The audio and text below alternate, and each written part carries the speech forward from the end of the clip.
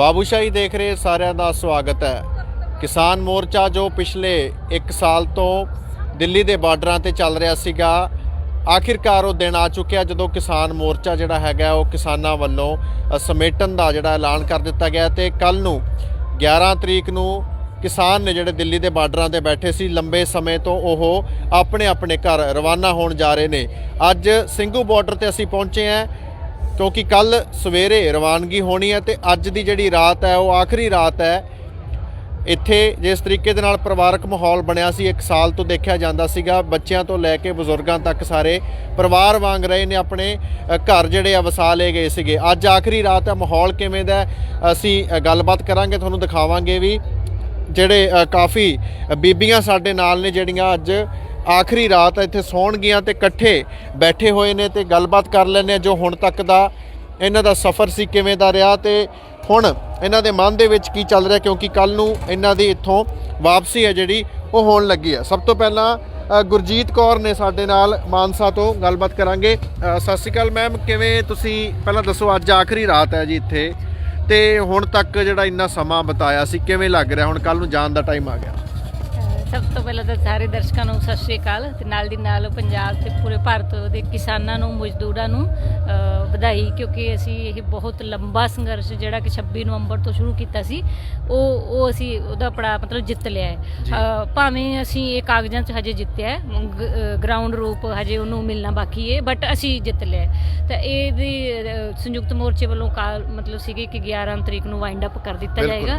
ਤਾਂ ਉਹਨੂੰ ਲੈ ਕੇ ਇਹ ਤੁਸੀਂ ਦੇਖੋ ਬੀਬੀਆਂ ਅਸੀਂ ਸ਼ੁਰੂ ਤੋਂ ਹੀ 26 ਨਵੰਬਰ ਤੋਂ ਇੱਥੇ ਮਾਤਾ ਜਸਵੀਰ ਕੌਰ ਜੀ ਹੈ, ਗੁਰਸ਼ਰਨ ਦੀਦੀ ਹੈ, ਉਹ ਵੀ ਮਾਤਾ ਜਸਵੀਰ ਕੌਰ ਜੀ ਹੈ, ਇਹ ਵੀ ਉਦੋਂ ਤੋਂ ਹੀ ਸਾਰੇ ਅਸੀਂ ਮਤਲਬ ਸ਼ੁਰੂ ਤੋਂ ਹੀ ਇਹ ਵੀ ਮਾਤਾਵਾਂ ਨੇ ਸਾਰੀਆਂ। ਠੀਕ ਹੈ ਜੀ। ਤੇ ਸਾਡੇ ਵਿੱਚ ਮਤਲਬ ਜਾਨ ਨੂੰ ਲੈ ਕੇ ਮਤਲਬ ਇਮੋਸ਼ਨਲੀ ਤਾਂ ਅਸੀਂ ਕਾਫੀ ਮਤਲਬ ਇੱਕ ਦੂਸਰੇ ਨਾਲ ਪੰਜਾਬ ਤੇ ਹਰਿਆਣਾ ਇੱਥੇ ਜਿਵੇਂ ਜੁੜ ਗਏ ਸੀ ਨਾ, ਵੱਖ ਹੋਣ ਲੱਗੇ ਤੇ ਇਮੋਸ਼ਨਲੀ ਅਸੀਂ ਕਾਫੀ ਜ਼ਿਆਦਾ ਅੰਦਰੋਂ ਮਤਲਬ ਬਹੁਤ ਜ਼ਿਆਦਾ ਮਹਿਸੂਸ ਕਰ ਰਹੇ। ਖੁਸ਼ੀ ਵੀ ਇੱਕ ਤਰਫ ਖੁਸ਼ੀ ਵੀ ਹੈ, ਉਸ ਚੀਜ਼ ਨੂੰ ਵੀ ਅਸੀਂ ਸਾਰੇ ਦੇਖਿਆ ਹੁਣ, ਤੁਸੀਂ ਸੈਲੀਬ੍ਰੇਸ਼ਨ ਹੋ ਹੀ ਰਹੀ ਹੈ, ਬਟ ਨਾਲ ਦੀ ਨਾਲ ਮੈਂ ਇਹ ਕਹਾਂਗੀ ਕਿ ਇਹ ਸਾਡੇ ਲਈ ਬੜੇ ਇਮੋਸ਼ਨਲ ਪਲ ਨੇ। ਮਤਲਬ ਇੱਥੋਂ ਜਾਣਾ ਮਤਲਬ ਜਿਵੇਂ ਕਿ ਰੋਣ ਇੱਕ ਨਿਕਲਦਾ, ਬਟ ਸਾਡੀਆਂ ਅੱਖਾਂ ਦੇ ਵਿੱਚ ਰੋਣ ਵੀ ਹੁਣ ਮਤਲਬ ਵਿਦਾਈ ਦਾ ਜਿਵੇਂ ਹੁੰਦਾ ਮਾਹੌਲ, ਜਿਵੇਂ ਵਿਦਾਈ ਦਾ ਮਾਹੌਲ ਹੁੰਦਾ ਤੇ ਕੱਲ ਨੂੰ ਸਾਹਿਬ ਸ੍ਰੀ ਗੁਰੂ ਗ੍ਰੰਥ ਸਾਹਿਬ ਦੀ ਹਜ਼ੂਰੀ ਦੇ ਵਿੱਚ ਹੀ ਜਾ ਰਹੇ ਨੇ, ਜਿਵੇਂ ਆਏ ਸੀਗੇ ਨਾ, ਤੇ ਉਵੇਂ ਹੀ ਉਸ ਤਰ੍ਹਾਂ ਹੀ ਕੁਛ ਮਤਲਬ ਕਰਕੇ ਅਸੀਂ 10 ਤਰੀਕ ਨੂੰ ਇੱਥੋਂ ਚੱਲਣਾ ਸਵੇਰੇ। ਤਾਂ ਮਤਲਬ ਜਿਵੇਂ ਆਪਾਂ ਇੱਕ ਲੜਕੀ ਦੀ ਬਰਾਤ ਨਹੀਂ ਤੋਰਦੇ ਤੇ ਐਂ ਲੱਗਦਾ ਕਿ ਵਾਪਸ ਤਾਂ ਮਤਲਬ ਕਦੇ ਆਉਣਾ ਉਵੇਂ ਨਾਤਾ ਟੁੱਟ ਰਿਹਾ ਤੁਹਾਡਾ ਘਰ ਦੇ ਨਾਲ। ਹਾਂ, ਇਮੋਸ਼ਨਲੀ ਅਸੀਂ ਇਹਦੇ ਨਾਲ ਅਟੈਚ ਹੋ ਗਏ ਸੀ। ਮੈਂ ਤਾਂ ਸ਼ੁਰੂ ਤੋਂ ਇਹਨੂੰ ਇੰਸਟੀਟਿਊਸ਼ਨ ਮੰਨਿਆ, ਮੈਂ ਤਾਂ ਬਹੁਤ ਕੁਝ ਸਿੱਖਿਆ ਤੇ ਇਸ ਚੀਜ਼ ਤੋਂ ਬਹੁਤ ਕੁਝ ਸਿੱਖਦੇ ਹੋਏ ਮੈਂ ਇਸ ਨੂੰ ਮਤਲਬ ਇੱਕ ਇੰਸਟੀਟਿਊਸ਼ਨ ਮੰਨਿਆ। ਜਿੰਨਾ ਆਪਾਂ ਡਿਗਰੀਆਂ 'ਚ ਨਹੀਂ ਸਿੱਖਦੇ, ਕਾਲਜਾਂ 'ਚ ਨਹੀਂ ਸਿੱਖਦੇ, ਯੂਨੀਵਰਸਿਟੀਆਂ 'ਚ ਨਹੀਂ ਸਿੱਖਦੇ, ਉਹਨਾਂ ਮੈਂ ਇਸ ਅੰਦੋਲਨ ਤੋਂ ਸਿੱਖਿਆ, ਆਪਦੀਆਂ ਮਾਤਾਵਾਂ ਤੋਂ, ਇਹਨਾਂ ਬਜ਼ੁਰਗ ਮਾਤਾਵਾਂ ਤੋਂ ਬਹੁਤ ਜ਼ਿਆਦਾ ਸਾਡੇ ਆਪਸ ਵਿੱਚ ਜਿਹੜੇ ਵਿਚਾਰ ਨੇ ਸਾਂਝੇ ਹੋਏ ਨੇ। ਤੇ ਲੱਗਦਾ ਵੀ ਉਮਰ ਤੋਂ 10 ਸਾਲ ਜ਼ਿਆਦਾ ਸਿਆਣੇ ਹੋ ਗਏ ਆ। ਤੇ ਇਸ ਕਰਕੇ ਮੈਂ ਕਹਿਣਾ ਚਾਹੂੰਗੀ ਕਿ ਬਹੁਤ ਸਾਰਾ ਇਹ ਜਿੱਤ ਹੈ ਨਾ ਜਿਹੜੀ, ਇਹਦਾ ਸਿਰ ਕਿਸੇ ਇੱਕ ਬੰਦੇ ਤੇ, ਇੱਕ ਧਿਰ ਤੇ, ਇੱਕ ਵਿਚਾਰਧਾਰਾ ਤੇ ਨਹੀਂ ਹੈ। ਇਹਦੇ ਵਿੱਚ ਸਾਰਿਆਂ ਦਾ ਸਹਿਯੋਗ ਹੈ। ਮਜ਼ਦੂਰ ਵਰਗ ਨੇ ਆਪਣਾ ਸਹਿਯੋਗ ਦਿੱਤਾ, ਕਿਸਾਨਾਂ ਦਾ ਆਪਣਾ, ਮਹਿਲਾਵਾਂ ਦਾ ਖਾਸ ਕਰਕੇ ਪਹਿਲੇ ਦਿਨ ਤੋਂ ਡਟੀਆਂ ਰਹੀਆਂ ਮਹਿਲਾਵਾਂ।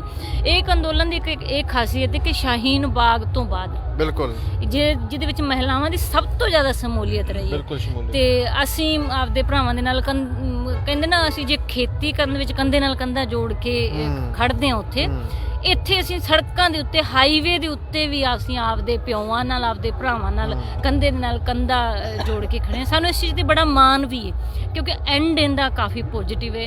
ਇਸ ਕਰਕੇ ਅਸੀਂ ਜਿੱਤ ਕਰਕੇ ਸਾਨੂੰ ਇਸ ਚੀਜ਼ 'ਤੇ ਬਹੁਤ ਮਾਣ ਹੈ ਕਿ ਅਸੀਂ ਕੁਛ ਲੈ ਕੇ ਮੁੜੇ ਹਾਂ।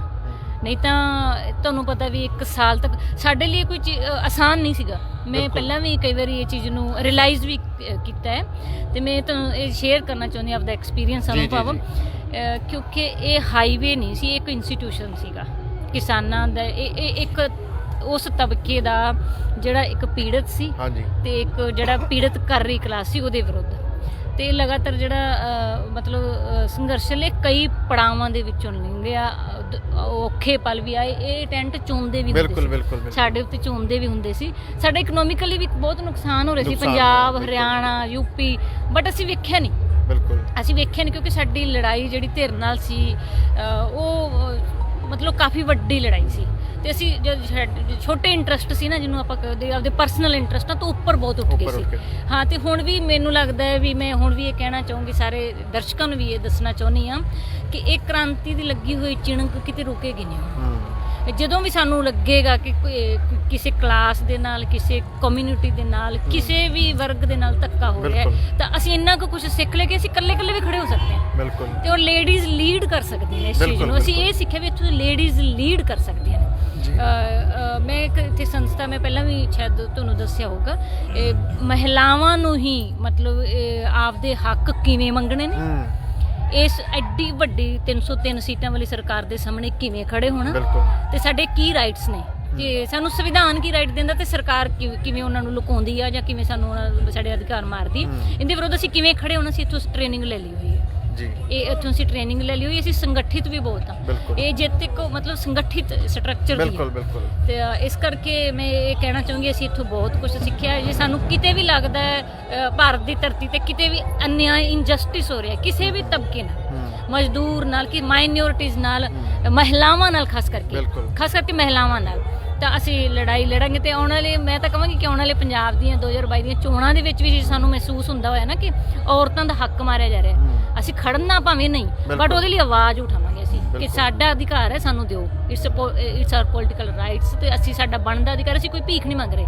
ਜੇ ਅਸੀਂ ਐਡੀ ਵੱਡੀ ਸਰਕਾਰ ਦੇ ਨਾਲ ਮੱਥਾ ਲਾ ਸਕਦੇ ਤੇ ਇੰਟਰਨਲੀ ਵੀ ਅਸੀਂ ਚਾਹੁੰਦੇ ਹਾਂ ਕਿ ਜਿਹੜਾ ਸਟਰਕਚਰ ਹੋਵੇ ਸਾਡਾ ਪੋਲੀਟੀਕਲ, ਸੋਸ਼ਲ, ਉਹਦੇ ਵਿੱਚ ਲੇਡੀਜ਼ ਦੀ ਉਹੀ ਜਗ੍ਹਾ ਹੋਣੀ ਚਾਹੀਦੀ ਹੈ, ਪ੍ਰੋਪਰ ਉਹਨੂੰ ਸਪੇਸ ਮਿਲਣਾ ਚਾਹੀਦਾ ਹੈ। ਤੇ ਇੱਥੋਂ ਅਸੀਂ ਬਹੁਤ ਕੁਝ ਸਿੱਖਿਆ ਜੀ। ਗੁਰਜੀਤ ਕੌਰ ਜੀ, ਤੁਸੀਂ ਚੋਣਾਂ ਦੀ ਗੱਲ ਕੀਤੀ ਹੈ, ਹੁਣ ਤੁਸੀਂ ਵਾਪਸ ਜਾਓਗੇ ਪੰਜਾਬ ਦੇ ਵਿੱਚ ਪਰਤੋਗੇ ਤਾਂ ਚੋਣਾਂ ਦਾ ਮਾਹੌਲ ਆ ਜਿਹੜਾ ਉਹ ਪੰਜਾਬ ਦੇ ਵਿੱਚ ਚੱਲ ਰਿਹਾ, ਤੇ ਪਹਿਲਾਂ ਆਮ ਤੌਰ 'ਤੇ ਹੁੰਦਾ ਸੀ ਕਿ ਪਾਰਟੀਬਾਜ਼ੀ ਦਾ ਸਿਸਟਮ ਸੀ, ਹਰ ਇੱਕ ਪਰਿਵਾਰ ਕਿਸੇ ਨਾ ਕਿਸੇ ਪਾਰਟੀ ਨਾਲ ਲੰਬੇ ਸਾਲਾਂ ਕਾਫੀ ਸਮੇਂ ਤੋਂ ਜੁੜਿਆ ਹੁੰਦਾ ਸੀ ਤੇ ਉਹੀ ਰੀਤ ਚੱਲਦੀ ਸੀਗੀ।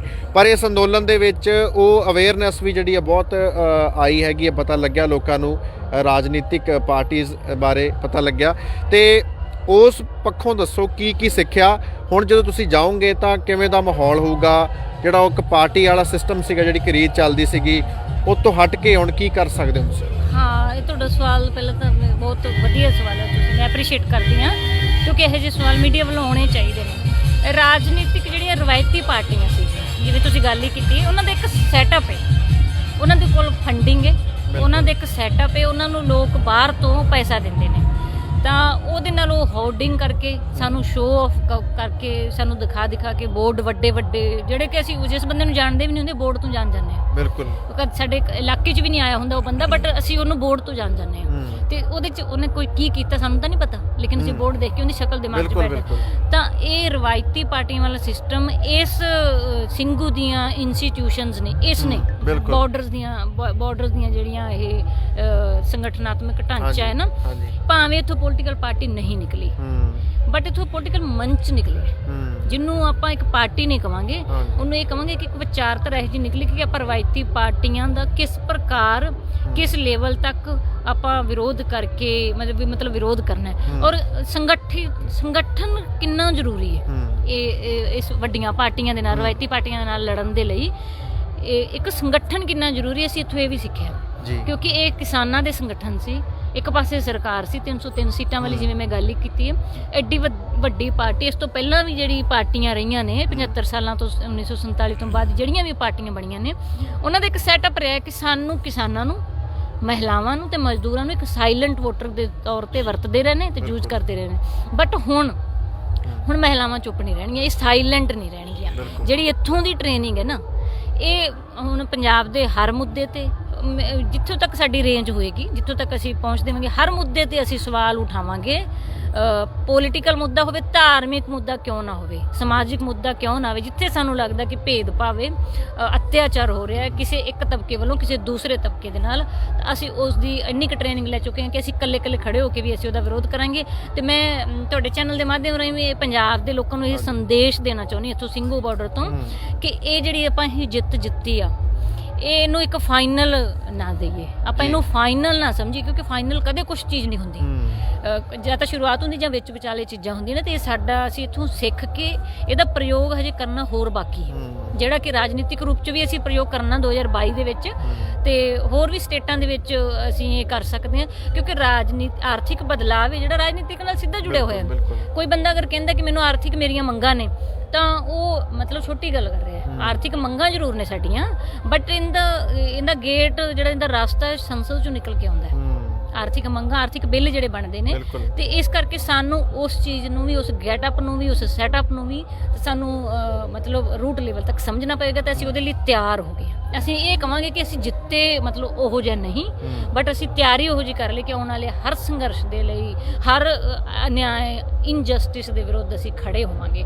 ਤਾਂ ਮੇਰੀਆਂ ਨੌਜਵਾਨ ਭੈਣਾਂ ਨੂੰ ਮੈਂ ਬੇਨਤੀ ਕਰਨਾ ਚਾਹੂੰਗੀ ਇੱਥੋਂ ਤੁਹਾਡੇ ਚੈਨਲ ਦੇ ਮਾਧਿਅਮ ਨਾਲ, ਹੁਣ ਕਿਸੇ ਵੀ ਮੁੱਦੇ ਤੇ, ਖਾਸ ਕਰਕੇ ਰਾਜਨੀਤੀ ਦੇ ਵਿੱਚ ਸਾਡੇ ਜਿਹੜੀਆਂ ਵੀ ਪਾਰਟੀਆਂ ਟਿਕਟਾਂ ਨੂੰ ਲੈ ਕੇ ਮਹਿਲਾਵਾਂ ਨੂੰ ਨਹੀਂ ਚੁਣਦੀਆਂ, ਮੈਂ ਉਹਨਾਂ ਨੂੰ ਇਹ ਕਹਿਣਾ ਚਾਹੂੰਗੀ, ਇਹ ਸੰਦੇਸ਼ ਸਿੰਘੂ ਬਾਰਡਰ ਤੋਂ, ਇਹ ਸਿੰਘੂ ਬਾਰਡਰ ਦੀਆਂ ਮਹਿਲਾਵਾਂ ਵੱਲੋਂ, ਤੁਸੀਂ ਹੁਣ ਮਹਿਲਾਵਾਂ ਨੂੰ ਸਾਇਲੈਂਟ ਵੋਟਰ ਦੇ ਤੌਰ ਤੇ ਨਹੀਂ ਯੂਜ਼ ਕਰ ਸਕਦੇ। ਅਸੀਂ ਆਪਦੇ ਹੱਕ ਮੰਗਣ ਲਈ ਤਿਆਰ ਬੈਠੇ ਹਾਂ, ਅਸੀਂ ਟ੍ਰੇਨਿੰਗ ਲਈ ਹੋਈ ਹੈ, ਅਸੀਂ ਉਹਦਾ ਪ੍ਰਯੋਗ ਹੁਣ ਪੰਜਾਬ 'ਚ ਪਹਿਲੀ ਵਾਰ ਕਰਾਂਗੇ 2022 'ਚ, ਕਿ ਇਹ ਮਹਿਲਾਵਾਂ ਦਾ ਹੱਕ ਕਿਵੇਂ ਮਾਰਦੇ ਨੇ ਜੀ।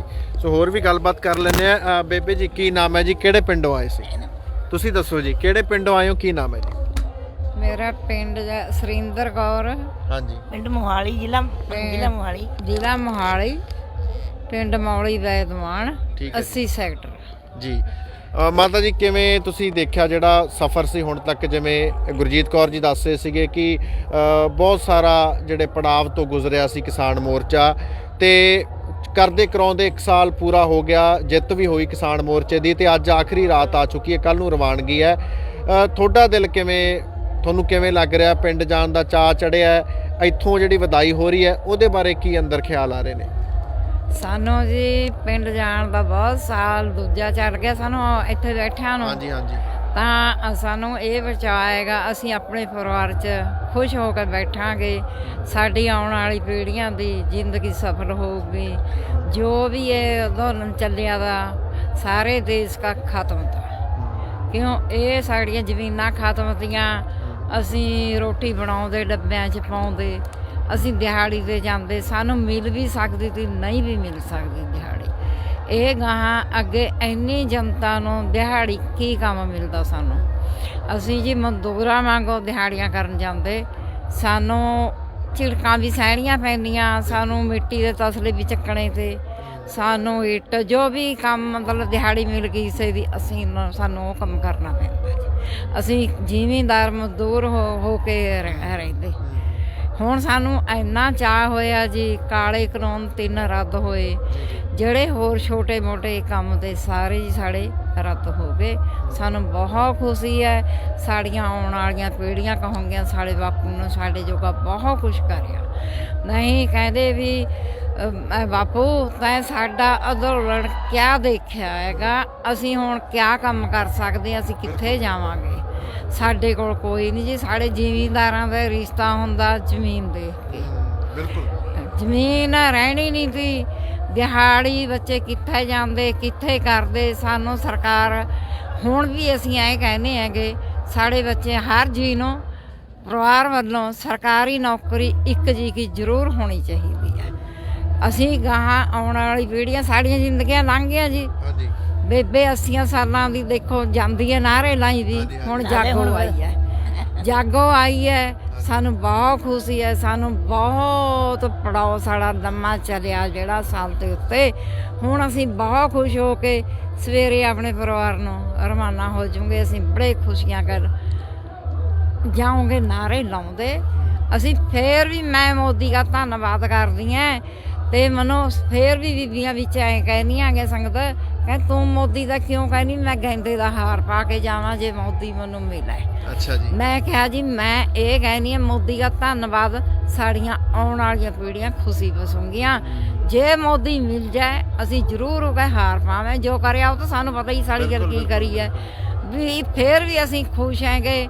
ਮੋਦੀ ਨੂੰ ਹੁਣ ਗਾਲ ਨਹੀਂ ਦੇਣੀ, ਬੜੀਆਂ ਗਾਲਾਂ ਕੱਢੀਆਂ, ਕਹਿੰਦੀ ਸੀ ਮੈਂ ਇੱਕੀ ਦੁੱਕੀ ਚੱਕ ਦਵਾਂਗੀ, ਧੌਣ ਤੇ ਗੋਡਾ ਰੱਖ ਦਵਾਂਗੀ, ਮੋਦੀ ਵੇ ਤੈਨੂੰ ਘੇਰਾਂਗੀ, ਤੇਰੀ ਧੌਣ ਤੇ ਗੋਡਾ ਫੇਰਾਂਗੀ। ਨਾ ਕੋਈ ਚਾਕੂ ਨਾ ਕੋਈ ਖੰਜਰ, ਮੋਦੀ ਕੰਜਰ, ਮੋਦੀ ਕੰਜਰ। ਝੰਡੇ ਲਾ ਲਓ ਕਾਰਾਂ ਨੂੰ, ਨਾਣ ਤਾਂ ਪਾਓ ਸਰਕਾਰਾਂ ਨੂੰ। ਹੁਣ ਮੈਂ ਇਹ ਗਾਣਾ ਨਹੀਂ ਕੱਢੂੰਗੀ ਜੀ, ਜਾਂ ਸਾਡੇ ਹੱਕ ਹੈ ਹੀ ਨਹੀਂ ਤੇ ਮੈਂ ਗਾਣਾ ਕੱਢ ਦੂੰਗੀ। ਬਹੁਤ ਬਹੁਤ ਧੰਨਵਾਦ। ਵਾਹਿਗੁਰੂ ਜੀ ਕਾ ਖਾਲਸਾ, ਵਾਹਿਗੁਰੂ ਜੀ ਕੀ ਫਤਿਹ ਜੀ।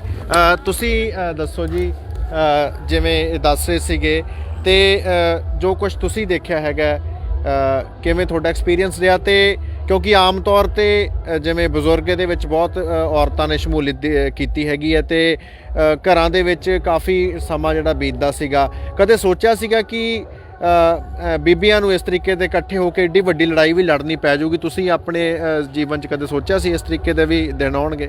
ਨਹੀਂ, ਇਹ ਨਾ ਗੁਰੂ ਗ੍ਰੰਥ ਸਾਹਿਬ ਦੀ ਬਹੁਤ ਬੜੀ ਜਿੱਤ ਹੈ। ਹਾਂਜੀ। ਕਿਉਂਕਿ ਗੁਰੂ ਗ੍ਰੰਥ ਸਾਹਿਬ ਤੋਂ ਬੜਾ ਕੁਝ ਵੀ ਨਹੀਂ ਹੈ। ਔਰ ਇੱਥੇ ਸਾਰਿਆਂ ਨੇ ਇਕੱਠੇ ਹੋ ਕੇ, ਪੰਜਾਬ, ਹਰਿਆਣਾ, यूपी, सारे किसानों ने बहुत ही एकता का संबंध बनाया है। ठीक है ना। और मोदी जी का भी धन्यवाद, जिन्हों ने सोचा। उन्होंने बस कुछ नहीं सीगा, जो भी कुछ करता है परमात्मा करता है, परमात्मा तो बगैर पत्ता भी नहीं हिलदा। इस च मोदी का कोई कसूर नहीं सीगा ते यह जनता नूं बहुत बड़ा सबक मिलिया। सारे एकजुट हो गए इस किसान अंदोलन की वजह से जी। और ये बहुत बड़ी जिੱਤ है। मैं इनू सिर्फ गुरु ग्रंथ साहिब की जिੱਤ ਮੰਨਦੀ ਹਾਂ। ਇਹ ਕਿਸੇ ਦੇ ਵੱਸ ਦੀ ਗੱਲ ਨਹੀਂ ਹੈ। ਕੋਈ ਨਾ ਕਿਸੇ ਨੂੰ ਜਿਤਾ ਸਕਦਾ ਹੈ ਤੇ ਨਾ ਕੋਈ ਕਿਸੇ ਨੂੰ ਹਰਾ ਸਕਦਾ ਹੈ। ਔਰ ਇੱਥੇ ਸਾਰਿਆਂ ਨੇ ਇਨਸਾਨੀਅਤ ਦਾ ਬਹੁਤ ਬੜਾ ਸੁਨੇਹਾ ਦਿੱਤਾ ਹੈ। ਤੇ ਵਾਹਿਗੁਰੂ ਜੀ ਦਾ ਖਾਲਸਾ, ਵਾਹਿਗੁਰੂ ਜੀ ਦੀ ਫਤਿਹ। ਬੇਬੇ ਜੀ, ਤੁਹਾਡਾ ਕੀ ਨਾਮ ਹੈ ਜੀ? ਕਿੰਨੀ ਉਮਰ ਹੈ ਤੇ ਕਿਹੜਾ ਪਿੰਡ ਹੈ ਜੀ? ਬੇਟੇ ਮੇਰੀ ਉਮਰ ਹੈਗੀ ਆ 75 ਸਾਲ। ਠੀਕ ਹੈ। ਬਾਕੀ ਪਿੰਡ ਮੇਰਾ ਮੋਹਾਲੀ, ਨਾਮ ਮੇਰਾ ਮਲਕੀਤ ਕੌਰ। ਠੀਕ ਹੈ ਜੀ। ਕਿਵੇਂ ਦਾ ਰਿਹਾ ਜੀ ਤੁਹਾਡਾ? ਕਿੰਨਾ ਕੁ ਜੀ ਕਰ ਰਿਹਾ ਜਾਣ ਨੂੰ? ਤੇ ਜਿਵੇਂ ਅਸੀਂ ਦੇਖਦੇ ਸੀਗੇ ਹੁਣ ਜਦੋਂ ਤੋਂ ਰੱਦ ਜਿਹੜੇ ਕਾਨੂੰਨ ਕਰਨ ਦਾ ਐਲਾਨ ਕਰ ਦਿੱਤਾ ਸੀਗਾ, ਉਸ ਤੋਂ ਬਾਅਦ ਜਿਵੇਂ ਇੱਥੇ ਜਸ਼ਨ ਮਨਾਏ ਜਾਂਦੇ ਸੀ ਬੀਬੀਆਂ ਵੱਲੋਂ, ਤੁਸੀਂ ਸਾਰੇ ਗਿੱਧਾ ਪਾਉਂਦੇ ਸੀ ਸ਼ਾਮ ਨੂੰ ਇੱਥੇ ਇਕੱਠੇ ਹੋ ਕੇ, ਗੀਤ ਗਾਉਂਦੇ ਸੀ ਖੁਸ਼ੀ ਦੇ, ਤੇ ਉਹ ਸਾਰੀਆਂ ਜਿਹੜੀਆਂ ਤੁਹਾਡੀਆਂ ਭੈਣਾਂ ਸੀ, ਜਿਹੜੇ ਰਿਸ਼ਤੇ ਇੱਥੇ ਬਣੇ, ਹੁਣ ਕਦੇ ਕਦਾਈ ਮੇਲ ਹੋਣਗੇ, ਉਹਨੂੰ ਕਿਵੇਂ ਦੇਖਦੇ ਹੋ? ਇਹ ਤਾਂ ਜੀ ਸਾਨੂੰ ਕਦੇ ਪਤਾ ਹੀ ਨਹੀਂ ਤਾਂ ਵੀ ਅਸੀਂ ਨਾ, ਸਾਨੂੰ ਇਹ ਪਤਾ ਹੁਣ ਵੀ ਕਿੱਥੇ ਪੰਜਾਬ, ਕਿੱਥੇ ਹਰਿਆਣਾ, ਕਿੱਥੇ यूपी, ਕਿੱਥੇ ਜੋ ਵੀ ਆ। ਅੱਜ ਅਸੀਂ ਸਾਰਾ ਆਪਣਾ ਭਾਈਚਾਰਾ ਇਕੱਠਾ ਹੋਇਆ ਵਾ ਬੈਠਿਆ। ਸਾਨੂੰ ਇਹੀ ਬਹੁਤ ਬੜੀ ਖੁਸ਼ੀ ਆ ਜਿਹੜਾ ਅਸੀਂ ਆਪਣੇ ਭਾਈਚਾਰੇ ਨਾਲ। ਬਾਕੀ ਜਿਹੜੀਆਂ ਜਿੱਤਾਂ ਜੁੱਤਾਂ ਇਹ ਤਾਂ ਉਸ ਮਾਲਕ ਕੇ ਹੱਥ ਆ, ਸਾਡੇ ਹੱਥ 'ਚ ਕੁਛ ਨਹੀਂ ਹੈਗਾ। ਅਸੀਂ ਤਾਂ ਗੁਰੂ ਨਾਨਕ ਦੇਵ ਜੀ ਕੇ ਭਰੋਸੇ ਪਰ ਬੈਠੇ ਤੇ, ਗੁਰੂ ਨਾਨਕ ਦੇਵ ਜੀ ਕੇ ਭਰੋਸੇ ਪਰੇ ਅਸੀਂ ਖੜੇ ਹੋਏ ਆ। ਬਿਲਕੁਲ। ਉਸੇ ਨੇ ਸਾਨੂੰ ਖੜਿਆ ਕਰਿਆ। ਬਾਕੀ मैं फिर भी बहुत बड़ा धन्यवाद करा इस सरकार का भी, जो संकट देने दे पर सानू इस चीज़ का कोई महसूस नहीं हैगा। पर सानू सिर्फ उन चीज़ों का महसूस आ जड़ियाँ माया दे पुत चले गए, कदे उन्होंने मुड़का नहीं आना। ये बहुत बड़ा दुख आ रह गया। उस मालिक के भरोसा बैठे ते बेटे असी उसी मालिक के भरोसा। साडे मुंडियां दियां इज्जतां रह गईयां, पग्गां रह गईयां जड़ियां अज बल्ले बल्ले करके अपने घर नूं जाना जी। बहुत बड़ी बिच नूं तां मन आए टुट गए थे भी पता नहीं मुंडियां दा क्या बनना। पर उस मालिक ने बांह फड़ी आ, बहुत बड़ा भरोसा। ਹੁਣ ਪਿੰਡ ਜਾ ਕੇ ਤੁਹਾਨੂੰ ਯਾਦ ਆਇਆ ਕਰੂਗੀ ਤੁਹਾਡੇ ਸਾਰੇ ਸਾਥੀਆਂ ਸਾਰਿਆਂ ਦੀ ਯਾਦ ਆਊਗੀ ਬੇਟਾ, ਸਾਨੂੰ ਸਾਰਿਆਂ ਦੀ। ਸਾਨੂੰ ਜਿੱਕੜ ਨਾ ਧੀ ਆਪਣੇ ਪਿਓਕਿਆਂ ਤੇ ਜਾਂਦੀ ਆ, ਅੱਜ ਸਾਨੂੰ ਦਿਲ ਚਾਹ ਹੋ ਰਿਹਾ ਵੀ ਅਸੀਂ ਵਿਛੜ ਰਹੇ ਆ।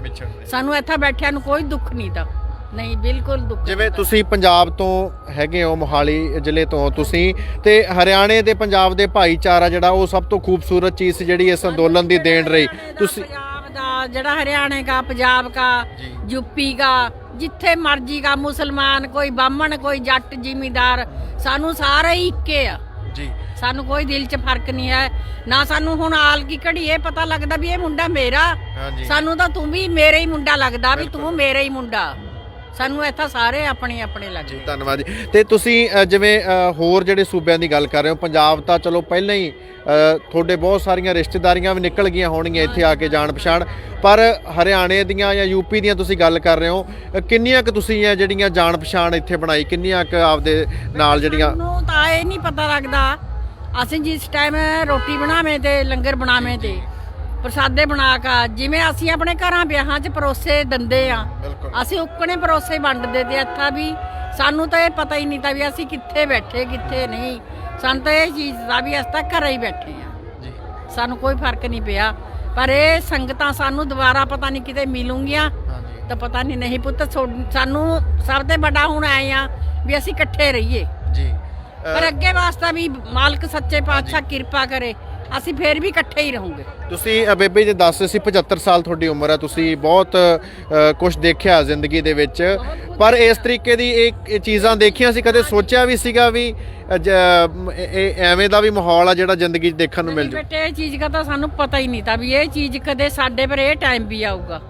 ਸਾਨੂੰ ਨਾ ਇਹ ਪਤਾ ਤਾਂ ਕੌਣ ਕਿੱਥੇ ਦਾ ਕੌਣ ਨਹੀਂ ਕਿੱਥੇ ਦਾ, ਸਾਨੂੰ ਇਹ ਚੀਜ਼ ਦਾ ਪਤਾ ਹੀ ਨਹੀਂ ਤਾਂ। ਪਰ ਅੱਜ ਸਾਨੂੰ ਸਾਰੀਆਂ ਆਪਣੀਆਂ ਹੀ ਧੀਆਂ ਲਗਾ, ਆਪਣੀਆਂ ਹੀ ਭੈਣਾਂ ਲਗਾ, ਸਾਨੂੰ ਅੱਜ ਕੋਈ ਆਪਣੇ ਮੁੰਡਿਆਂ 'ਚ ਨਹੀਂ ਕੋਈ ਪਤਾ ਲੱਗਦਾ। ਸਾਰੇ ਸਾਨੂੰ ਤਾਂ ਅੱਜ ਦਾ ਇਹ ਵਾਹਿਗੁਰੂ ਸੱਚੇ ਪਾਤਸ਼ਾਹ ਦਾ ਸਭ ਉਸ ਗੁਰੂ ਨਾਨਕ ਦੇਵ ਜੀ ਦਾ ਪਰਿਵਾਰ ਆ, ਸਦਾ ਹੀ ਬਸ ਇਕੱਠੇ ਹੀ ਰਹਿਣ। ਬਸ ਸਭ ਤੋਂ ਬੜੀ ਮੇਰੀ ਤਾਂ ਇਹੀ ਵੀ ਸਭ ਇਕੱਠੇ ਰਹਿਣ ਜੀ। ਸ਼ੁਕਰੀਆ। ਕਿਆ ਸਰਕਾਰਾਂ ਕਰੂੰਗੀਆਂ ਸਾਡੇ? ਕੋਈ ਸਰਕਾਰਾਂ ਸਾਡੇ ਮੂਹਰੇ ਨਹੀਂ ਕੁਛ ਕਰ ਸਕਦੀਆਂ, ਚਾਹੇ ਸਰਕਾਰਾਂ ਜੋ ਮਰਜ਼ੀ ਆ, ਪਰ ਜੇ ਸਾਡੇ ਆਪਣੇ ਜਿਹੜੇ ਧੀ ਪੁੱਤਾਂ ਸਭ ਇੱਕ ਥੋੜ ਇਕੱਠੇ ਰਹਿਣ, ਸਾਨੂੰ ਇਹ ਚੀਜ਼ ਕੀ ਬਹੁਤ ਬੜੀ ਖੁਸ਼ੀ ਆ ਜੀ। ਸ਼ੁਕਰੀਆ। ਚਾਹੁੰਦੇ ਹਾਂ ਤੇ ਹੋਰ ਵੀ ਜਿਹੜੀ ਹੈ ਗੱਲਬਾਤ ਕਰ ਲੈਂਦੇ ਆ। ਬੇਬੇ ਜੀ ਤੁਸੀਂ ਕੀ ਕਹਿਣਾ ਚਾਹੋਗੇ? ਮੈਨੂੰ ਇਹ ਵੀ ਦੱਸੋ, ਆਪਣਾ ਨਾਮ ਜ਼ਰੂਰ ਦੱਸਿਓ, ਪਿੰਡ ਦੱਸਿਓ, ਤੇ ਇਹ ਵੀ ਦੱਸੋ ਵੀ ਜਿਹੜਾ ਬੀਬੀਆਂ ਦਾ ਤੁਸੀਂ ਯੋਗਦਾਨ ਕਿਵੇਂ ਦੇਖਦੇ ਹੈਗੇ ਹੋ? ਕੀ ਲੱਗਦਾ ਕਿ ਬੀਬੀਆਂ ਜਿਹੜੀਆਂ ਇੰਨੇ ਸਮੇਂ ਤੋਂ ਬੈਠੀਆਂ ਰਹੀਆਂ, ਉਹਨਾਂ ਦਾ ਕਿੰਨਾ ਕੁ ਅਸਰ ਸੀ, ਕਿੰਨਾ ਕੁ ਰੋਲ ਰਿਹਾ ਕਿ ਜਿਹਦਾ ਕਰਕੇ ਆਖਿਰਕਾਰ ਪ੍ਰਧਾਨ ਮੰਤਰੀ ਨੂੰ ਝੁਕਣਾ ਪੈ ਗਿਆ? ਵਾਹਿਗੁਰੂ ਜੀ ਕਾ ਖਾਲਸਾ, ਵਾਹਿਗੁਰੂ ਜੀ ਕੀ ਫਤਿਹ। ਮੇਰਾ ਨਾਮ ਜਸਬੀਰ ਕੌਰ ਆ ਤੇ ਅੰਮ੍ਰਿਤਸਰ ਤੇ ਰਹਿਣ ਵਾਲੀ ਆਂਗੀ, ਤੇ ਮੈਂ ਸ਼ੁਰੂ ਤੋਂ ਹੀ 10 ਦਸੰਬਰ ਤੋਂ ਇੱਥੇ ਟੱਟੀ ਆਂਗੀ। ਇੱਥੇ ਮੈਨੂੰ ਅਟੈਕ ਵੀ ਹੋ ਗਿਆ ਸੀ 7 ਮਾਰਚ ਨੂੰ। ਹਾਂਜੀ। ਤੇ ਉਹ ਫਿਰ ਬੱਚੇ ਮੇਰੇ ਲੈ ਗਏ ਤੇ 10 ਅਪ੍ਰੈਲ ਨੂੰ ਮੈਂ ਫੇਰ ਆ ਗਈ। ਉਹ ਜ਼ਬਰਦਸਤੀ ਆਈ ਹੈ, ਇੱਥੋਂ ਡਾਕਟਰਾਂ ਨੇ ਕਿਹਾ ਕਿ ਚਲੀ ਜਾ, ਤੇ ਪਰ ਮੈਂ ਨਹੀਂ ਗਈ। ਉਦੋਂ ਦੀ ਮੈਂ ਡਟੀ ਆ ਤੇ ਬਹੁਤ ਸੰਘਰਸ਼ ਵਿੱਚ ਲਾ ਚੜ੍ਹਾਏ ਆ, ਪਰ ਬੀਬੀਆਂ ਦਾ ਬਹੁਤ ਯੋਗਦਾਨ ਹੋਇਆ। ਬੀਬੀਆਂ ਤੋਂ ਬਗੈਰ ਇਹ ਸੰਘਰਸ਼ ਨਹੀਂ ਜਿੱਤਿਆ ਜਾਣਾ। ਜਿੰਨਾ ਬੀਬੀਆਂ ਨੇ, ਜੇ ਬੀਬੀਆਂ ਭਰਾਵਾਂ ਨੂੰ ਘਲਾਇਆ ਤੇ ਬੀਬੀਆਂ ਨੇ ਘਰ ਦਾ ਸਾਰਾ ਹੀ ਕੰਮ ਸੰਭਾਲਿਆ, ਮਾਲ ਡੰਗਰ ਦਾ ਸੰਭਾਲਿਆ, ਖੇਤੀਬਾੜੀ ਦਾ ਸੰਭਾਲਿਆ, ਪਾਣੀ ਆਪ ਖੇਤਾਂ ਨੂੰ ਲਾਇਆ। ਤੇ ਜੇ ਭਰਾ ਘਰ ਗਏ ਤੇ ਬੀਬੀਆਂ ਨੇ ਆਣ ਕੇ ਇੱਥੇ ਮੋਰਚਾ ਸੰਭਾਲਿਆ।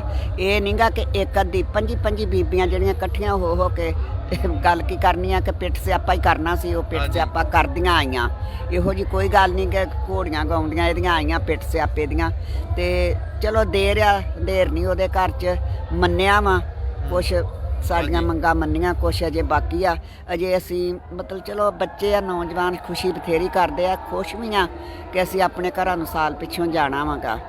ਤੇ ਐਡਾ ਵੱਡਾ ਅਸੀਂ ਇੱਥੇ ਪਰਿਵਾਰ ਬਣਾ ਕੇ ਬੈਠੇ ਸਾਂ, ਤੇ ਕੁਛ ਜਾਣ ਦਾ ਮਹਿਸੂਸ ਜਿਹਾ ਵੀ ਹੁੰਦਾ ਕਿ ਮੁੜ ਕਦੋਂ ਮਿਲਾਂਗੇ ਅਸੀਂ। ਤੇ ਇਸ ਕਰਕੇ ਸਾਨੂੰ ਥੋੜ੍ਹੀ ਜਿਹੀ ਇਸ ਗੱਲ ਦੀ ਮਹਿਸੂਸ ਹੀ ਆ। ਬਾਕੀ ਇਹ ਆ ਕਿ ਸੰਘਰਸ਼ ਇਸੇ ਤਰ੍ਹਾਂ ਵੀਰਵੇ ਚੱਲਦੇ ਨੇਗੇ, ਤੇ ਜਦੋਂ ਸੰਘਰਸ਼ ਚੱਲਦੇ ਆ ਇਹਦੇ ਵਿੱਚ ਬਹੁਤ ਕੁਛ ਖੋਣਾ ਪੈਂਦਾ ਤੇ ਫਿਰ ਕੁਛ ਪਾਇਆ ਜਾਂਦਾ ਵਾ। ਇਹੋ ਜਿਹੀ ਕੋਈ ਗੱਲ ਨਹੀਂ ਕਿ ਸਾਨੂੰ ਸੌਖਾ ਨਹੀਂ ਇਹ ਵੀ ਮਿਲਿਆ ਸੰਘਰਸ਼ ਵਿੱਚੋਂ। ਬੜੇ ਸਾਡੇ ਨੌਜਵਾਨ ਬਜ਼ੁਰਗ ਬੀਬੀਆਂ ਭੈਣਾਂ ਨੇ ਸ਼ਹੀਦੀਆਂ ਦਿੱਤੀਆਂ ਨੇ, 700 750 ਦੇ ਕਰੀਬ ਸਾਡੇ ਸ਼ਹੀਦ ਹੋ ਗਏ ਨੇ ਬੱਚੇ। ਬਾਕੀ ਠੀਕ ਆ, ਸੰਘਰਸ਼ਾਂ ਦੇ ਵਿੱਚ ਸਾਡਾ ਪੈਸਾ ਵੀ ਬਹੁਤ ਮੀਂਹ ਵਾਂਗੂ ਰੁੜਿਆ ਵਾ। ਤੇ ਜਿਹੜੀਆਂ ਸਾਨੂੰ ਮੁਸ਼ਕਲਾਂ ਆਈਆਂ ਉਹਨਾਂ ਦਾ ਵੀ ਤੇ ਸੰਘਰਸ਼ ਵਿੱਚ ਆਣ ਕੇ ਕੋਈ ਵੇਖੇ ਤਾਂ ਫਿਰ ਪਤਾ ਲੱਗਦਾ। ਲੀਡਰਾਂ ਨੂੰ ਕੀ ਪਤਾ ਸੰਘਰਸ਼ ਕੀ ਚੀਜ਼ ਆ। ਇਹ ਤੇ ਵੈਸੇ ਹੀ ਵੋਟਾਂ ਬਟੋਰਦੇ ਨੇ ਲਾਲਚ ਦੇ ਕੇ, ਕਿਸੇ ਨੂੰ 1000 ਰੁਪਇਆ ਦੇ ਦਿਓ ਤੇ ਜਾਂ ਕਿਸੇ ਨੂੰ ਬੋਤਲ ਸ਼ਰਾਬ ਦੀ ਬੰਦਿਆਂ ਨੂੰ ਪਿਆ ਦਿਓ। ਤੇ ਹੁਣ ਇਹ ਸੰਘਰਸ਼ ਵਿੱਚੋਂ ਬਹੁਤ ਕੁਛ ਮਿਲਿਆ ਵਾ, ਕਿਉਂਕਿ ਹੁਣ ਤੇ ਜਿਹੜੇ ਬਜ਼ੁਰਗ ਜਾਂ ਨੌਜਵਾਨ ਆ, ਇੱਕ ਕਿਸਮ ਦੀ ਇਹ ਯੂਨੀਵਰਸਿਟੀ ਸੀ। ਤੇ ਯੂਨੀਵਰਸਿਟੀ ਦੇ ਵਿੱਚ ਜਦੋਂ ਅਸੀਂ ਪੜ੍ਹ ਕੇ ਚੱਲੇ ਨਾ, ਮੇਰੀ ਤਾਂ ਚਲੋ ਉਮਰ ਵਧੇਰੇ ਆ ਗਈ, ਮੈਂ ਤਾਂ ਕੀ ਪੜ੍ਹਨਾ ਵਾਂਗਾ, ਮੇਰਾ ਤਾਂ ਹੁਣ ਹੋ ਰਿਹਾ 2-4 ਸਾਲ ਦੀ ਜ਼ਿੰਦਗੀ ਹੋਊਗੀ। ਬਾਕੀ ਜਿਹੜੇ ਨੌਜਵਾਨ ਜਾਂ ਨੌਜਵਾਨ ਬੀਬੀਆਂ ਧੀਆਂ ਵੀ ਇੱਥੇ ਡਟੀਆਂ ਸੀ, ਬਹੁਤ ਕੁਝ ਸਿੱਖ ਕੇ ਗਈਆਂ, ਕਿਉਂਕਿ ਗਾਂ ਸਰਕਾਰਾਂ ਨੂੰ ਨੱਥ ਪਾਉਣ ਵਾਸਤੇ ਇਹ ਕਾਮਯਾਬ ਹੋ ਗਈਆਂ ਨੇ। ਇਹਨਾਂ ਦੀ ਜਿੱਤ ਹੋਈ ਆ ਬੀਬੀਆਂ ਦੀ ਤੇ ਮੇਰੇ ਵੀਰਾਂ ਬਜ਼ੁਰਗਾਂ ਦੀ ਤੇ ਨੌਜਵਾਨਾਂ ਦੀ। ਮੈਂ ਇੱਕ ਦਿਨ ਨੌਜਵਾਨਾਂ ਨੂੰ ਕਹਿਣ ਡਈ ਸਾਂ, ਮੈਨੂੰ ਸਾਲ ਇੱਥੇ ਹੋ ਗਿਆ ਸੀ ਤੇ ਮੈਂ ਨਗਰ ਕੀਰਤਨ ਬੜੇ ਨਿਕਲਦੇ ਸੀ ਤੇ ਮੈਂ ਕਦੀ ਬਹੁਤਾ ਦੂਰ ਤੱਕ ਨਹੀਂ ਹਾਂ ਗਈ, ਖਾਲਸਾ ਏਡ ਤੱਕ ਹੀ ਜਾਂਦੀ ਹਾਂ। ਐਰਕਾ ਮੈਂ ਤੋੜ ਗਈ ਆ, ਕਿਉਂਕਿ ਮੈਨੂੰ ਸਾਰਿਆਂ ਨੇ ਕਿਹਾ ਨਹੀਂ ਤੈਨੂੰ ਖੜਨਾ। ਤੇ ਜਿਹੜੇ ਨੌਜਵਾਨ ਮੇਰੇ ਬੱਚੇ ਸੀ ਨਾ, ਉਹਨਾਂ ਨੇ ਕਮਾਲਾਂ ਕਰ ਦਿੱਤੀਆਂ। ਉਹਨਾਂ ਨੇ ਮੈਂ ਪੁੱਛਿਆ ਵੀ ਵੀ ਤੁਸੀਂ ਇਹ ਟ੍ਰੇਨਿੰਗ ਕਿੱਥੋਂ ਲਈ ਆ। ਸਰਕਾਰ ਭਰਤੀ ਕਰਦਾ ਪੁਲਿਸ ਦੇ ਵਿੱਚ ਤੇ ਉੱਥੇ ਫਲੋਰ ਜਾ ਕੇ ਸਾਲ ਟ੍ਰੇਨਿੰਗ ਲੈਂਦੇ ਆ ਤੇ ਫਿਰ ਵੀ ਜਦੋਂ ਰਾਜਨੀਤਿਕਾਂ ਦੀਆਂ ਰੈਲੀਆਂ ਹੁੰਦੀਆਂ ਤਾਂ ਡੰਡੇ ਦੀ ਵਰਤੋਂ ਕਰਦੇ ਆ। ਹਾਂਜੀ ਹੈ ਉਹ ਮਤਲਬ ਨਹੀਂ। ਤੇ ਇਹਨਾਂ ਸਾਡੇ ਬੱਚਿਆਂ ਨੇ ਇਲਜ਼ਾਮ ਖਿਲਾਏ ਜਾਂ ਭੀੜ ਦੇ ਵਿੱਚ ਜਾਂ ਕੋਈ ਵੀ ਕਿਸੇ ਤਰ੍ਹਾਂ ਦੀ ਉਲੰਘਣਾ ਕਰਦੇ ਸੀ ਤੇ ਹੱਥ ਜੋੜ ਕੇ ਉਹਨਾਂ ਨੂੰ ਸੀਟੀ ਵਜਾ ਕੇ ਤੇ ਪਾਸੇ ਕਰਦੇ ਸੀ। ਕਮਾਲ ਕਰ ਦਿੱਤੀ ਮੇਰੇ ਬੱਚਿਆਂ ਨੇ। ਮੈਂ ਕਿਹਾ ਵੀ ਤੁਹਾਂ ਕਿੱਥੋਂ ਕੋਰਸ ਕੀਤਾ ਹੈ? ਆਂਦੇ ਬਸ ਇੱਥੋਂ ਹੀ ਸਭ ਕੁਝ ਸਿੱਖ ਲਿਆ ਵਾ ਇਹ ਮਾਤਾ, ਇੱਥੋਂ ਹੀ ਸਹੀ ਮਤਲਬ ਸ਼ਾਂਤੀ ਨਾਲ ਸਾਰਿਆਂ ਨੂੰ ਹੱਥ ਜੋੜ ਕੇ ਪਾਸੇ। ਤੇ ਮੈਂ ਕਿਹਾ ਹੁਣ ਇਹੋ ਚੀਜ਼ ਜਿਹੜੀ ਆਪਣੇ ਮਤਲਬ ਪੰਜਾਬ 'ਚ ਲੈ ਕੇ ਜਾਣੀ, ਏਕਤਾ ਦੀ, ਜਿਸ ਤਰ੍ਹਾਂ ਤੁਹਾਂ ਸਾਰਿਆਂ ਨਾਲ ਪ੍ਰੇਮ ਪਿਆਰ 'ਚ ਰਹੇ ਨੇ। ਬਾਕੀ ਮੈਂ ਤਾਂ ਤੁਹਾਨੂੰ ਦੱਸਾਂ, ਮੈਨੂੰ ਤਾਂ ਸਾਲ ਵਿੱਚ ਨਾ ਹਾਂਜੀ ਬਹੁਤ ਜ਼ਿਆਦਾ ਪਿਆਰ ਬੱਚਿਆਂ ਦਾ ਮਿਲਿਆ ਤੇ ਕੱਲ ਪ੍ਰਭਾਵਿਤ ਬਹੁਤ ਬੱਚੇ ਹੋਏ ਮੇਰੇ ਗੱਲ ਨਾਲ, ਕੜਿੰਗੜੀਆਂ ਪਾ ਕੇ ਮੇਰੇ ਗੱਲ ਨਾਲ ਰੋਏ। ਆਂਦੇ ਆ ਮਾਤਾ ਸਾਨੂੰ ਤੂੰ ਮਾਂ ਵਾਲਾ ਪਿਆਰ ਦਿੱਤਾ ਸੀ, ਸਾਨੂੰ ਦਾਦੀ ਵਾਲਾ ਪਿਆਰ ਦਿੱਤਾ ਸੀ, ਅਸੀਂ ਹੁਣ ਵਿਛੜਨ ਲੱਗੇ ਆ, ਮੁੜ ਕੇ ਕਦੋਂ ਮਿਲਾਂਗੇ ਪਤਾ ਨਹੀਂ। ਮੇਰੀ ਡਾਇਰੀ ਵੀ ਸਾਰੀ ਭਰ ਗਈ ਆ ਨੰਬਰਾਂ ਨਾਲ ਅੱਛਾ ਤੇ ਜੀ। ਮੋਬਾਈਲ ਵੀ ਭਰ ਗਿਆ ਵਾ ਵੀ ਅਸੀਂ ਗੱਲ ਹੀ ਕਰ ਲਿਆ ਕਰਾਂਗੇ। ਸਾਰਿਆਂ ਨੇ ਮੇਰੇ ਮੋਬਾਈਲ 'ਚ, ਮੈਨੂੰ ਦੱਸ ਨਹੀਂ ਸਕਦੀ ਕਿੰਨਿਆਂ ਕਿ ਮੇਰੀ ਫੋਟੋ ਹੀ ਲਾ ਲਈ ਹੈਗੀ ਕਿ ਅਸੀਂ ਤੈਨੂੰ ਯਾਦ ਕਰਿਆ ਕਰਾਂਗੇ ਲੰਗਰਾਂ ਵਾਲਿਆਂ ਦੂਜਿਆਂ ਤੀਜਿਆਂ। ਬਾਕੀ ਮੈਨੂੰ ਮਾਣ ਸਨਮਾਨ ਬਹੁਤ ਮਿਲਿਆ ਵਾ। ਜੀ ਤੁਸੀਂ ਇਹ ਵੀ ਦੱਸੋ, ਜਿਹੜੀ ਸਾਂਝ ਦੀ ਆਪਾਂ ਗੱਲ ਕਰ ਰਹੇ ਹਾਂ, ਸਾਂਝ ਪਈ ਆ ਇੱਥੇ ਹਰਿਆਣੇ ਦੀ, ਪੰਜਾਬ ਦੀ, ਹੋਰਾਂ ਦੀ, ਜਿਹੜਾ ਇੱਥੇ ਆ ਕੇ ਤੁਸੀਂ ਸਾਂਝ ਪਈ, ਸਮਾਨ ਫਿਰ ਵੰਡਿਆ ਤੁਸੀਂ ਆਪਸ ਦੇ ਵਿੱਚ, ਖਾਣ ਪੀਣ ਦਾ ਸੀ ਜਾਂ ਹੋਰ ਸਮਾਨ ਸੀ, ਕੋਈ ਬਿਸਤਰੇ ਹੁੰਦੇ ਸੀ ਹੋਰ, ਹੁਣ ਉਹ ਸਮਾਨ ਦਾ ਕੀ ਕਰੋਗੇ ਤੁਸੀਂ ਜਦੋਂ ਜਾਓਗੇ, ਜਿਹੜਾ ਸਾਂਝਾ ਤੁਹਾਡਾ ਸਮਾਨ ਸੀ ਸਾਰਿਆਂ ਦਾ? ਵੇਖੋ ਜੀ, ਇਹ ਤੇ ਸਾਡੀਆਂ ਜਥੇਬੰਦੀਆਂ ਨੂੰ ਹੋਊਗਾ, ਅਸੀਂ ਤੇ ਇਸ ਤਰ੍ਹਾਂ ਹੀ ਚਲਿਆ ਜਾਣਾ, ਸਮਾਨ ਸਾਰਾ ਇੱਥੇ ਛੱਡ ਜਾਣਾ ਵਾ। ਇਹ ਹੁਣ ਜੇ ਇੱਥੋਂ ਵਾਲਿਆਂ ਦੇ ਆ, ਦਿੱਲੀ ਵਾਲਿਆਂ ਦਾ, ਤੇ ਇਹਨਾਂ ਨੇ ਸਮੇਟ ਕੇ ਆਪਣੇ ਗੁਰਦੁਆਰੇ 'ਚ ਕਿਸੇ 'ਚ ਸੇਵਾ ਕਰ ਲੈਣਗੇ। ਹੁਣੇ ਮੈਂ ਉੱਥੇ ਬੈਠੀ ਸਾਂ ਤੇ ਫੋਨ ਆਉਣ ਡਿਆ ਸੀਗਾ ਜਥੇਬੰਦੀ ਨੂੰ ਕਿ ਮਸ਼ੀਨਾਂ ਵਾ, ਅੱਛਾ ਜੀ। ਉਹ ਮਸ਼ੀਨਾਂ ਕੋਈ 1.5-2 ਲੱਖ ਦੀਆਂ 2 ਮਸ਼ੀਨਾਂ ਵਾ। ਜੀ ਪਤਾ ਨਹੀਂ ਮੈਨੂੰ ਕਾਹਦੀਆਂ ਮਸ਼ੀਨਾਂ, ਫੋਨ ਤੇ ਗੱਲ ਹੋਣ ਡਈ। ਉਹਨਾਂ ਨੇ ਫੈਸਲਾ ਕੀਤਾ ਜਥੇਬੰਦੀਆਂ ਨੇ ਵੀ ਇਹ ਫਤਿਹਗੜ੍ਹ ਸਾਹਿਬ ਵੀ ਗੁਰਦੁਆਰੇ 'ਚ ਚੜਾਈਆਂ ਜਾਣਗੀਆਂ, ਕਿਉਂਕਿ ਇਹ ਸਾਡਾ ਇੱਕ ਵਿਰਸਾ ਵਾ। ਅਸੀਂ ਦਾਨ ਕਰਨ ਵਾਲੇ ਆ, ਅਸੀਂ ਦਾਨ ਜਿਹੜਾ ਵਾ ਹੜੱਪਣ ਵਾਲੇ ਨਹੀਂ ਹੈ। ਇਸ ਕਰਕੇ ਅਸੀਂ ਗਰੀਬ ਗੁਰਬਾਂ ਨੂੰ ਵੰਡ ਜਾਣਾ। ਪਤਾ ਲੱਗਾ ਵਾ ਕਿ ਜਿਹੜੇ ਲੰਗਰਾਂ 'ਚ ਵੀ ਸਮਾਨ ਵਧਿਆ, ਉਹ ਵੀ ਗਰੀਬਾਂ ਨੂੰ, ਬਈਆਂ ਨੂੰ, ਕੋਈ ਬੱਚਿਆਂ ਨੂੰ ਵੰਡ ਜਾਣਾ। ਬੱਚੇ ਵੀ ਜਿਹੜੇ ਗਰੀਬਾਂ ਦੇ ਜਾਂ ਕੋਈ ਮਤਲਬ ਗਰੀਬ ਇੱਥੇ ਸੀ ਨਾ, ਉਹਨਾਂ ਦੇ ਵੀ ਮਨ ਬੜੇ ਉਦਾਸ ਹੋ ਗਏ ਆ ਕਿ ਅਸੀਂ ਤਾਂ ਢਿੱਡ ਭਰ ਕੇ ਰੋਟੀ ਖਾਂਦੇ ਹਾਂ, ਸਾਨੂੰ ਕਿਸਾਨ ਰੋਟੀ ਖਵਾਉਂਦੇ ਸੀ। ਜੋ ਜੀ ਕਰੇ ਮੈਂ ਰਹੀ ਵੈਸੇ ਲੰਗਰਾਂ 'ਚ ਆ, ਮਹਾਲੀ ਵਾਲਿਆਂ ਦੇ ਲੰਗਰ 'ਚ ਰਹੀ ਹਾਂ। ਠੀਕ ਹੈ। ਜਿੰਨੀ ਕੁ ਮੇਰੇ ਕੋਲ ਸੇਵਾ ਹੋਈ ਕੀਤੀ ਆ, ਮੈਨੂੰ ਮਾਣ ਸਨਮਾਨ ਬੜਾ ਮਿਲਿਆ ਉੱਥੋਂ। ਤੇ ਉੱਥੇ ਵੀ ਉਹ ਜਿਹੜੇ ਆਉਂਦੇ ਸੀ ਕਈ ਵਾਰ ਆਖਣਾ ਸਾਨੂੰ ਦੁੱਧ ਚਾਹੀਦਾ, ਤੇ ਉਹਨਾਂ ਨੂੰ ਦੁੱਧ ਦੇ ਪੈਕਟ ਫੜਾ ਦੇਣੇ।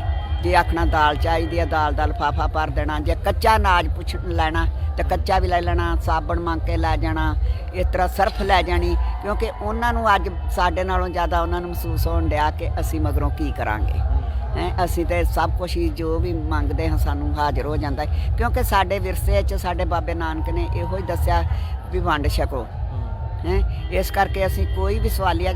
ਇੱਕ ਗੱਲ ਮੈਂ ਹੋਰ ਕਰਦੀ ਹਾਂ ਕਿ ਕਿਸਾਨ ਜਿਹੜੇ ਆ ਨਾ, ਇਹ ਬੀਜਦੇ ਆ ਫਸਲ ਤੇ 6 ਮਹੀਨੇ ਉਡੀਕਦੇ ਰਹਿੰਦੇ ਆ। ਜਦੋਂ ਉਹ ਪੱਕਦੀ ਆ ਤਾਂ ਫਿਰ ਵੀ ਅਰਦਾਸਾਂ ਕਰਦੇ ਵੀ ਪਰਮਾਤਮਾ ਸਾਡੇ ਘਰ ਸੁੱਖ ਸੁਖਾਨ ਆ ਜੇ।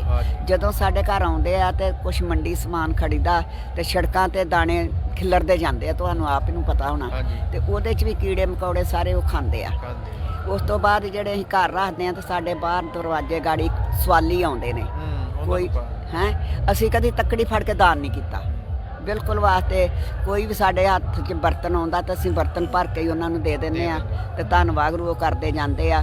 ਇੱਕ ਇਹ ਸਾਡੇ ਮਤਲਬ ਇਸੇ ਕਰਕੇ ਸਾਡੀ ਕਿਸਾਨਾਂ ਦੀ ਅੱਜ ਜਿੱਤ ਹੋਈ ਆ ਕਿ ਅਸੀਂ ਤੱਕੜੀ ਨਹੀਂ ਫੜੀ। ਨਹੀਂ ਤੇ ਹੋਰ ਕਿਸੇ ਦੇ ਘਰ ਕੋਈ ਚੀਜ਼ ਲੈਣ ਜਾਓ ਤਾਂ ਅਗਲਾ ਤੱਕੜੀ ਨਾਲ ਜਾਂ ਕਿਸੇ ਭਾਂਡੇ ਨਾਲ ਮਿਣ ਤੋਲ ਕੇ ਦਊਗਾ ਵੀ ਇੰਨੀ ਕੀ ਦਈਏ, ਇੰਨੀ ਕੁ। ਖੁੱਲੇ ਦਿਲ ਨਾਲ ਪਿੱਛੇ ਭਾਵੇਂ ਥੋੜੀ ਰਹਿ ਜੇ ਬਹੁਤੀ ਰਹਿ ਜੇ।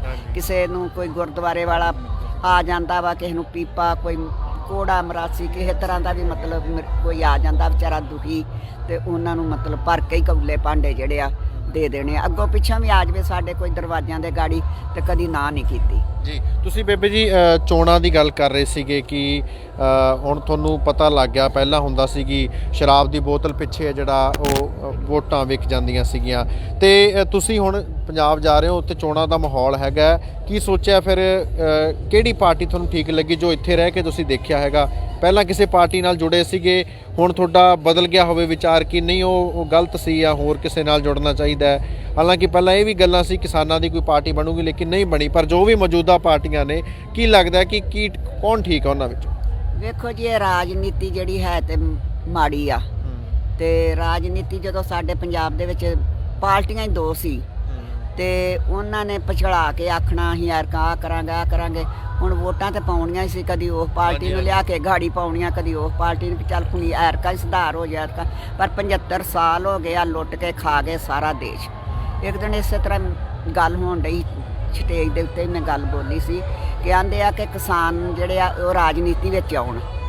ਤੇ ਮੈਂ ਆਖਿਆ ਕਿ ਕਿਸਾਨਾਂ ਨੇ ਆਣ ਕੇ ਵੀ ਕੀ ਕਰਨਾ ਵਾ। ਜਿਹੜਾ ਬਾਦਲ ਸਾਹਿਬ ਸੀ ਉਹ ਕਿਸਾਨ ਵੀ ਸੀ, ਇਨਸਾਨ ਵੀ ਸੀ ਤੇ ਧਾਰਮਿਕ ਬੰਦਾ ਵੀ ਸੀ। ਇਹਦੇ ਵਿੱਚ ਸਾਰੀਆਂ ਚੀਜ਼ਾਂ ਸੀ। ਜਿਹੜੇ ਧਾਰਮਿਕ ਬੰਦੇ ਸੀ ਉਹ ਆਂਦੇ ਸੀ ਨਹੀਂ ਜੀ ਬਾਦਲ ਸਾਹਿਬ ਜਿਹੜਾ ਵਾ ਇਹ ਦਰਬਾਰ ਸਾਹਿਬ ਦਾ ਪ੍ਰਧਾਨ ਆ ਜੀ, ਇਹਨੂੰ ਵੋਟ ਪਾਓ ਹੈਂ। ਫਿਰ ਕਿਸਾਨ ਸੀ, ਸਭ ਤੋਂ ਜ਼ਿਆਦਾ ਲੁੱਟ ਕੇ ਖਾ ਗਿਆ ਉਹ ਹੈਂ। ਲੁੱਟਣਾ ਹੀ ਨਹੀਂ, ਸਾਡੀ ਨੌਜਵਾਨੀ ਪੀੜ੍ਹੀ ਨੂੰ ਦੋ ਤਰ੍ਹਾਂ ਇਹਨੇ ਢਾਹ ਲਾਈ। ਇੱਕ 84 ਚ ਲਾਈ, 10,000 ਸਾਡਾ ਨੌਜਵਾਨ ਜਿਹੜਾ ਉਹ ਸ਼ਹੀਦ ਹੋ ਗਿਆ ਹੈਂ। ਇਹਨੂੰ ਕੋਈ ਦੁੱਖ ਨਹੀਂ ਆਇਆ। ਉਸ ਤੋਂ ਬਾਅਦ ਇਹਨਾਂ ਨੇ ਹੋਰ ਹੀ ਖੇਡ ਲਈ ਨਸ਼ੇ ਦੀ। ਉਹ ਵਿਕਰਮ ਜਿਹੜਾ ਮਜੀਠੀਆ ਉਹਨੇ ਨਸ਼ਾ ਵਰਤਾਉਣਾ ਸ਼ੁਰੂ ਕਰ ਦਿੱਤਾ। ਸਾਡੇ ਬੱਚੇ ਜਿਹੜੇ ਆ ਸਾਰੇ ਨਹੀਂ, ਕੁਝ ਨਾ ਕੁਝ ਸਾਡਾ ਨੁਕਸਾਨ ਇਸ ਗੱਲ 'ਚ ਵੀ ਹੋਇਆ ਵਾ ਕਿਉਂਕਿ ਸਾਡੇ ਜੇ ਪੰਜਾਬ ਦੇ ਨੌਜਵਾਨ ਬਹੁਤ ਹੁਸ਼ਿਆਰ ਨੇ। ਬੜੇ ਨੌਜਵਾਨਾਂ ਕਰਕੇ ਅਸੀਂ ਮੋਰਚਾ ਜਿੱਤ ਲਿਆ। ਨੌਜਵਾਨਾਂ ਨੇ ਭੱਜ ਨੱਸ ਕੇ ਰਾਤ ਦਿਨੇ ਵਲੰਟੀਅਰ ਦਾ ਕੰਮ ਕੀਤਾ ਵਾ, ਸਾਡੀ ਰਾਖੀ ਕੀਤੀ ਆ। ਸਾਨੂੰ ਹਨੇਰੇ ਸਵੇਰੇ ਜੇ ਦੁੱਖ ਤਕਲੀਫ ਆਇਆ ਸਾਨੂੰ ਮੋਢਿਆਂ ਤੇ ਚੁੱਕ ਕੇ ਉਹ ਹਸਪਤਾਲਾਂ 'ਚ ਖੜ ਗਏ ਆ। ਤੇ ਨੌਜਵਾਨ ਬਹੁਤ ਚੰਗੇ, ਪਰ ਕਿਤੇ ਨਾ ਕਿਤੇ ਇਸ ਗੱਲ ਦੀ ਵੀ ਸਾਨੂੰ ਮਤਲਬ ਦੁੱਖ ਆ ਕਿ ਜਿਹੜਾ ਸਾਡੇ ਪੰਜਾਬ ਵਿੱਚ ਨਹੀਂ ਸਾਰੇ ਸੂਬਿਆਂ ਵਿੱਚ ਹੀ ਨਸ਼ਾ ਚੱਲਣ ਡਿਆ ਵਾ। ਇੱਕ ਨਾ ਨਸ਼ੇ ਦਾ ਜਦੋਂ ਇਹਨਾਂ ਦੀਆਂ ਪਾਰਟੀਆਂ ਦੇ ਚੋਣਾਂ ਆਉਂਦੀਆਂ ਨਾ ਉਦੋਂ ਇੱਕ ਦੂਜੇ ਨੂੰ ਬਦਨਾਮ ਬਹੁਤ ਕਰਦੇ ਆ ਕਿ ਪਾਕਿਸਤਾਨ 'ਚ ਆਉਂਦਾ ਜੀ। ਹੁਣ ਵੀ ਆਉਂਦੇ ਆ ਵੀ ਫੋਰਸ ਜਿਹੜੀ ਵਧਾਤੀ ਆ, ਪਤਾ ਨਹੀਂ ਘਟਾਈ ਆ ਕਿ ਵਧਾਈ ਆ। ਤੇ ਪਾਕਿਸਤਾਨ 'ਚ ਆਉਂਦਾ ਹੈ। ਇੱਕ ਵਾਰ ਬਾਦਲ ਜਿਹੜਾ ਲੈ ਤੁਰਿਆ 10-20 ਬੰਦੇ ਇਹ ਜੀ ਮੈਂ ਪਾਕਿਸਤਾਨ ਤੇ ਗਾੜੀ ਨਾਕਾ ਲਾਉਣ ਲੱਗਾ, ਧਰਨੇ ਤੇ ਬਹਿਣ ਲੱਗਾ। ਝੂਠੀ ਗੱਲ ਸੀ ਇਹ ਸਾਰੀ। ਆ ਪਿੱਛੇ ਵੇਖਿਆ ਨਹੀਂ ਡਾਨੀ ਬਾਨੀ ਦਾ ਕਿੰਨਾ ਕੁਆਂਟਲਾਂ ਨਾਲ ਨਸ਼ਾ ਫੜਿਆ ਗਿਆ। ਫੜਿਆ ਗਿਆ ਨਾ। ਤੇ ਇਹ ਉਹ ਨਸ਼ਾ ਜਿਹੜਾ ਵਾ ਡਾਨੀ ਬਾਨੀ ਦਾ ਹੀ ਜਿਹੜਾ ਸੀ ਸੂਬਿਆਂ 'ਚ ਆਉਂਦਾ ਸੀ। ਸੂਬਿਆਂ 'ਚ ਜਦੋਂ ਆਉਂਦਾ ਸੀ ਇੱਕ ਅਨਵਰ ਸੀ, ਤੁਹਾਂ ਸੁਣਿਆ ਹੋਣਾ ਵਾ, ਉਹ ਰਾਜ ਸਭਾ ਦਾ ਹੀ ਮੈਂਬਰ ਆ। ਉਹਦਾ ਜਦੋਂ ਜਿਹੜੀ ਸਰਕਾਰ ਆ ਜਾਂਦੀ ਜਿਹੜੇ ਸੂਬੇ 'ਚ ਉਸੇ ਨਾਲ ਹੀ ਉਹਦੀਆਂ ਤਾਰਾਂ ਜੁੜੀਆਂ ਹੁੰਦੀਆਂ, ਕਦੀ ਉਹ ਅੰਦਰ ਹੋ ਜਾਂਦਾ ਤੇ ਕਦੀ ਉਹ ਬਾਹਰ ਆ ਜਾਂਦਾ। ਉਹ ਪਹਿਲਾਂ ਤੇ ਸੂਬਿਆਂ ਦੇ ਜਿਹੜੇ ਮੁੱਖ ਮੰਤਰੀਆਂ ਨਾਲ ਹੱਥ ਵਟਾ ਕੇ ਉਹਨਾਂ ਕੋਲ ਨਸ਼ੇ, ਉਸ ਤੋਂ ਬਾਅਦ ਵੱਡੇ ਜਿਹੜੇ ਪੁਲਿਸ ਦੇ ਅਫਸਰ ਉਹਨਾਂ ਕੋਲ, ਉਸ ਤੋਂ ਬਾਅਦ ਥਾਣੇਦਾਰ ਥਾਣਿਆਂ 'ਚ, ਤੇ ਉਸ ਤੋਂ ਬਾਅਦ ਪਿੰਡ ਦੇ ਸਰਪੰਚਾਂ ਕੋਲ ਆ ਜਾਂਦਾ। ਤੇ ਸਰਪੰਚ ਫਿਰ ਲੱਭਦੇ ਪਿੰਡ ਦੇ ਬੰਦੇ ਵੀ ਕਿਹੜੇ ਨੂੰ ਨਸ਼ਾ ਦੇ ਕੇ ਤੇ ਇਹ ਕੰਮ ਕਰਨਾ। ਇਹ ਸਾਰਾ ਪੈਸੇ ਦਾ ਚੱਕਰ ਹੈ। ਜਿੰਨਾ ਚਿਰ ਪੈਸੇ ਦਾ ਚੱਕਰ ਨਹੀਂ ਮੁੱਕਦਾ ਉਹਨਾਂ ਚਿਰ ਸੁਧਾਰ ਨਹੀਂ ਹੋ ਸਕਦਾ ਹਿੰਦੁਸਤਾਨ ਦਾ। ਸਾਰੇ ਹਿੰਦੁਸਤਾਨ ਦਾ ਰਾਜਨੀਤਿਕ ਪਾਰਟੀਆਂ ਨੇ ਪ੍ਰਧਾਨ ਮੰਤਰੀ ਤੋਂ ਧਰ ਕੇ ਮਨਮੋਹਨ ਸਿੰਘ ਤੋਂ ਧਰ ਕੇ ਸਾਰਿਆਂ ਨੇ ਢਾਂਚਾ ਹੀ ਖਰਾਬ ਕਰ ਦਿੱਤਾ ਸਾਡੇ ਹਿੰਦੁਸਤਾਨ ਦਾ। ਅਸੀਂ ਤੇ ਆਖਿਆ ਸੀ ਵੀ ਗੋਰੇ ਭਜਾਉਣੇ ਆ ਤੇ ਇਨਕਲਾਬ ਲਿਆਉਣਾ ਵਾ, ਪਰ ਇਨਕਲਾਬ ਜਿਹੜਾ ਵਾ ਕਾਲਾ ਆਇਆ ਵਾ। ਕਾਲਿਆਂ ਦੇ ਹੱਥ 'ਚ ਰਾਜ ਆ ਗਿਆ। ਇਹਨਾਂ ਨੇ ਲੁੱਟ ਕੇ ਖਾ ਲਿਆ। ਕੀ ਕਰਨਗੇ? ਮਾਇਆ ਕਿਤੇ ਨਾਲ ਜਾਣੀਆਂਗੇ, ਇੱਥੇ ਹੀ ਰਹਿ ਜਾਣੀਆਂ। ਕਿਸੇ ਦਿਨ ਨੂੰ ਅੰਤ ਤਾਂ ਹੋ ਹੀ ਜਾਣਾ। ਡਾਨੀ ਬਾਨੀ ਦਾ ਵੀ ਹੋ ਜਾਣਾ ਵਾ ਤੇ ਬਾਦਲ ਦਾ ਵੀ ਹੋ ਜਾਣਾ ਵਾ।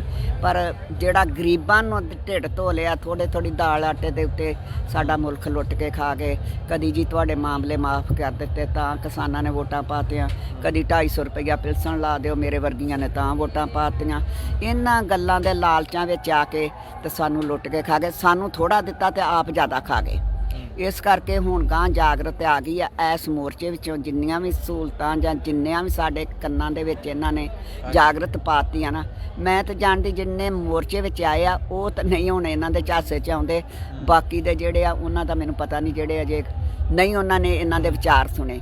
ਪਰ ਸਾਡਾ ਤਾਂ ਖਿਆਲ ਇਹੋ ਹੀ ਆ। ਮੈਂ ਤਾਂ ਇਹ ਵੀ ਬੋਲਦੀ ਹਾਂ ਵੀ ਘਰ ਜਾ ਕੇ ਹੁਣ ਅੱਗੇ 70 ਸਾਲ ਸੁੱਤੇ ਰਹਿ ਜਾਂ ਨੀਂਦ ਵਾਲੀਆਂ ਗੋਲੀਆਂ ਦੇ ਕੇ ਸਵਾਲ ਛੱਡਿਆ ਤੇ ਹੁਣ ਜਾਗਦੇ ਰਹੋ।